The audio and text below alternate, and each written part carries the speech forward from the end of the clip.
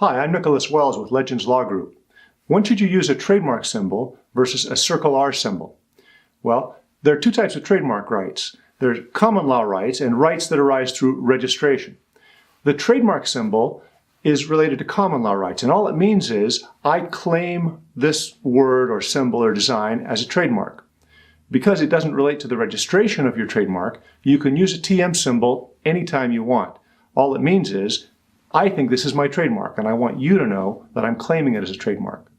It has limited value legally because it's not the same as a registration, but it's a good idea to use it even before you have a registration, even if you haven't applied for a trademark. So I always recommend doing that. Now, you don't have to use it everywhere. It's enough that it be seen. If it's used near the beginning of a brochure or at certain key points so that your customers or potential customers are likely to see it. The circle R, on the other hand, means this trademark is registered. You can only use it if you have a federal trademark registration, not state, just federal. There are penalties if you use the circle R symbol when you haven't got it registered, so you don't want to do that.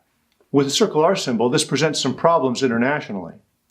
If you have a trademark that's registered in one country, like the United States, but you're using your materials in other countries where your trademark is not registered, well, it would be against the law. It would create penalties, possibly, if you're showing that circle R symbol in other countries where your trademark isn't registered. For that reason, many people prefer to just use a TM symbol on all their materials, even if their trademark is registered in the United States or registered in one or more countries. My recommendation is at least use the TM symbol. You can start using it immediately. You don't need registration. Just put it on anything that you consider to be a trademark.